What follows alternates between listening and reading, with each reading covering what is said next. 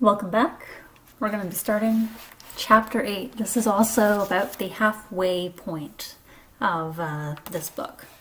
So, the fight at the lamppost. Ho, Empress, are you well? We'll see about that, said a voice. Then another voice said, 3 cheers for the Empress of Colney Ak! And quite a number joined in. A flush of color came into the witch's face, and she bowed ever so slightly. But the cheers died away into roars of laughter, and she saw that they had only been making fun of her. A change came over her expression, and she changed the knife to her left hand. Then, without warning, she did a thing that was dreadful to see. Lightly, easily, as if it were the most ordinary thing in the world, she stretched up her right arm and wrenched off one of the crossbars of the lamppost. If she had lost some magical powers in our world, she had not lost her strength. She could break an iron bar as if it were a stick of barley sugar. She tossed her new weapon up in the air, caught it again, brandished it, and urged the horse forward. Now's my chance, thought Diggory. He darted between the horse and the railings and began going forward. If only the brute would stay still for a moment, he might catch the witch's heel. As he rushed, he heard a sickening crash and a thud. The witch had brought her bar down on the chief policeman's helmet. The man fell like a ninepin. Quick, Diggory, this must be stopped, said a voice beside him. It was Polly, who had rushed down the moment she was allowed out of bed. You are a brick, said Diggory. Hold on to me tight. You'll have to manage the ring. Yellow, remember, and don't put it on till I shout. There was a second crash and another policeman crumpled. Then came an angry roar from the crowd. Pull her down! Get a few paving stones! Call it the military! But most of them were getting as far away as they could. The cabbie, however, obviously the bravest as well as the kindest person present, was keeping close to the horse, dodging this way and that to avoid the bar, but still trying to catch Strawberry's head. The crowd booed and bellowed again. A stone whistled over Diggory's head. Then came the voice of the witch, clear like a great bell, and sounding as if, for once, she were almost happy. Scum! You shall pay dearly for this when I have conquered your world. Not one stone of your city will be left. I will make it as Charn, as Valinda, as Sorloy, as Bramandon. Diggory at last caught her heel. She kicked back with her heel and hit him in the mouth. In his pain he lost hold. His lip was cut, and his mouth full of blood. From somewhere very close by came the voice of Uncle Andrew in a sort of trembling scream. Madame, my dear young lady, for heaven's sake, compose yourself. Diggory made a second grab at her heel, and was again shaken off. More men were knocked down by the iron bar. He made a third grab, caught the heel, held on like grim death, shouting to Polly, Go! Then, oh, thank goodness.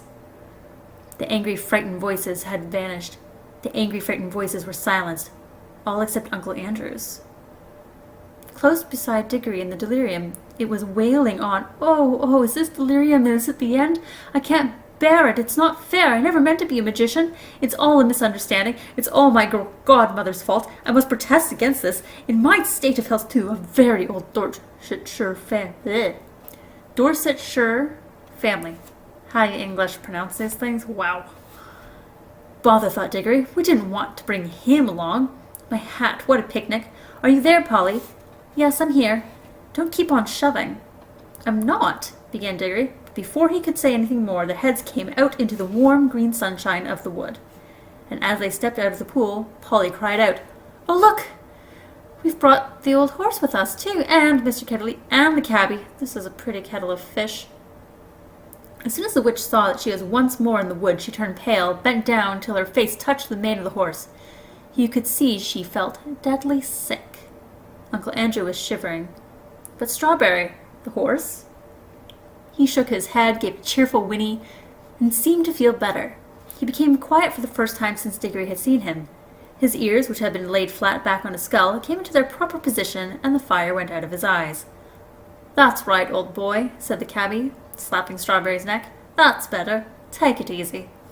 Strawberry did the most natural thing in the world, being very thirsty, and no wonder. He walked slowly across to the nearest pool and stepped into it to have a drink. Diggory was still holding the witch's heel, and Polly was holding Diggory's hand. One of the cabbie's hands was on Strawberry, and Uncle Andrew, still very shaky, had just grabbed on the cabbie's other hand. Quick, said Polly, with a look at Diggory. Greens! So the horse never got his drink. Instead, the whole party found themselves sinking into darkness. Strawberry neighed. Uncle Andrew whimpered. Diggory said, "That was a bit of luck." There was a short pause. Then Polly said, "Oughtn't we to be nearly there now?" "We do seem to be somewhere," said Diggory. "At least I'm standing on something solid." "Why, so am I, now that I think of it," said Polly. "But why is it so dark? I say, do you think we got into the wrong pool?" "Perhaps this is Charn," said Diggory, "only we got back in the middle of the night." "This is not Charn," came the witch's voice. "This is an empty world. This is nothing." And really, it was uncommonly like nothing. There were no stars. It was so dark that they couldn't see one another at all, and it made no difference whether you kept your eyes shut or opened. Under their feet there was a cool, flat something, which might have been earth, and was certainly not grass or wood. The air was cold and dry, and there was no wind. "My doom has come upon me," said the witch, in a voice of horrible calmness. "Oh, don't say that," babbled Uncle Andrew. "My dear young lady, pray don't say such things. It can't be as bad as that. Ah, cabman, my good man, you don't happen to have a flask about you? A drop of spirits is just what I need." Now then," came the cabby's voice, a good, firm, hearty voice. "Keep cool, everyone. That's what I say. No broken bones, anyone? Good. Well, there's something to be thankful for. There's something to be thankful for straight away. More than anyone could expect after falling all that way. Now, if we've fallen down some diggings, as it might be for a new station on the underground, someone will come and get us out presently, see? And if we're dead, which I don't deny it might be, well, you got to remember there's worse things happen at sea, and a chap's got to die sometime. And there ain't nothing to be afraid of if a chap's led a decent life, and if you ask me, I think the best thing we could do to pass the time would be to sing an hymn." And then he did. He struck up at once a harvest Thanksgiving hymn, all about crops being safely gathered in. It was not very suitable to a place which felt as if nothing had ever grown there since the beginning of time, but it was the one he could remember best. He had a fine voice, and the children joined in. It was very cheering. Uncle Andrew and the witch did not join in. Toward the end of the hymn, Diggory felt someone plucking at his elbow, and from a general smell of brandy and cigars and good clothes he decided that it must be Uncle Andrew. Uncle Andrew was cautiously pulling him away from the others. When they had gone a little distance, the old man put his mouth so close to Diggory's ear that it tickled, and whispered, "Now, my boy, slip on your ring, let's be off." But the witch had very good ears. "Fool," came her voice, and she leapt off the horse. "Have you forgotten that I can hear men's thoughts? Let go the boy. If you attempt treachery, I will take such vengeance upon you as never was heard in all of the world from the beginning. And," added Diggory, "if you think I'm such a mean pig as to go off and leave Polly and the cabby and the horse in a place like this, you're well mistaken." "You are a very naughty and impertinent boy," said Uncle Andrew. "Hush," said the cabby. They all listened. In the darkness something was happening at last. A voice had begun to sing. It was very far away, and Diggory thought it hard to decide from which direction it was coming. Sometimes it seemed to come from all directions at once. Sometimes he almost thought it was coming out of the earth, beneath them. Its lower notes were deep enough to be the voice of the earth herself. There were no words. There was hardly even a tune. But it was, beyond comparison, the most beautiful noise he had ever heard. It was so beautiful he could hardly bear it. The horse seemed to like it too. He gave the sort of whinny a horse would give if, after years of being a cab horse, it found itself back in the old field where it had played as a foal, and saw someone whom it remembered and loved coming across the field to bring it a lump of sugar. "God," said the cabby, "ain't it beautiful?" Then two wonders happened at the same moment. One was that the voice was suddenly joined by other voices. More voices than you could possibly count. They were in harmony with it, but far higher up in the scale, cold, tingling, silvery voices. The second wonder was that the blackness overhead all at once was blazing with stars. They didn't come out gently one by one, as they do on a summer evening. One moment there had been nothing but darkness. Next moment 1,000 points of light leaped out, single stars, constellations, and planets, brighter and bigger than any in our world. There were no clouds. The new stars and the new voices began at exactly the same time. If you had seen and heard it, as Diggory did, you would have felt quite certain that it was the stars themselves which were singing, and that it was the first voice, the deep one, which had made them appear and made them sing. "Glory be," said the cabby. "I'd have been a better man all my life if I'd known there were things like this."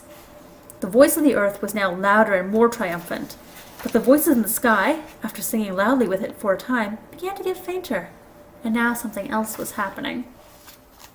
Far away, and down near the horizon, the sky began to turn grey.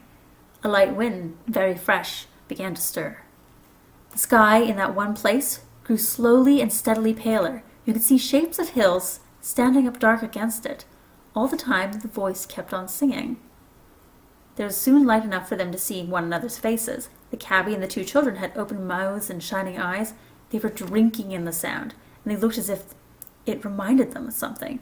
Uncle Andrew's mouth was open too, but not open with joy. He looked more as if his chin had simply dropped away from the rest of his face. His shoulders were stooped and his knees shook. He was not liking the voice. If he could have got away from it by creeping into a rat's hole, he would have done so. But the witch looked as if, in a way, she understood the music better than any of them. Her mouth was shut, her lips were pressed together, and her fists were clenched. Ever since the song, she had felt that this whole world was filled with a magic different from hers, and stronger. She hated it. She would have smashed that whole world, or all of the worlds, to pieces if it would only stop singing. The horse stood with his ears well forward and twitching. Every now and then it snorted and stamped the ground. It no longer looked like a tired old cab horse. No. You could now well believe that its father had been in battles. The eastern sky changed from white to pink, and from pink to gold. The voice rose and rose, till all the air was shaking with it, and just as it had swelled to the mightiest and most glorious sound it had yet produced, the sun arose. Diggory had never seen such a sun. The sun above the ruins of Charn had looked older than ours. This looked younger. You could imagine that it laughed for joy as it came up. And as its beams shot across the land, the travelers could see for the first time what sort of place they were in. It was a valley through which a broad, swift river wound its way, flowing eastward towards the sun. Southward there were mountains, northward there were lower hills. But it was a valley of mere earth, rock and water. There was not a tree, not a bush, not a blade of grass to be seen. The earth was of many colors. They were fresh, hot, and vivid. They made you feel excited, until you saw the singer himself, and then you forgot everything else. It was a lion, huge, shaggy, and bright. It stood facing the risen sun. Its mouth was wide open in song, and it was about 300 yards away. "This is a terrible world," said the witch. "We must fly at once. Prepare the magic." "I quite agree with you, madame," said Uncle Andrew. "A most disagreeable place, completely uncivilized. If only I were a younger man and had a gun." "Garn," said the cabby. "You don't think you could shoot him, do you?" "And who would?" said Polly. "Prepare the magic, old fool," said Jadis. "Certainly, madame," said Uncle Andrew cunningly. "I must have both children touching me. Put on your homeward ring at once, Diggory." He wanted to get away without the witch. "Oh, it's the rings, isn't it?" cried Jadis. She would have had her hands in Diggory's pocket before you could say knife, but Diggory grabbed Polly and shouted out, "Take care! If either of you come half an inch nearer, we two will vanish and you'll be left here for good. Yes, I have a ring in my pocket that will take Polly and me home. And look, my hand is just ready, so keep your distance." "I'm sorry about you," he looked at the cabby, "and about the horse, but I can't help that. As for you two," he looked at Uncle Andrew and the Queen, "you're both magicians, so you ought to enjoy living together." "Hold your noise, everyone," said the cabby. "I want to listen to the music." For the song had now changed.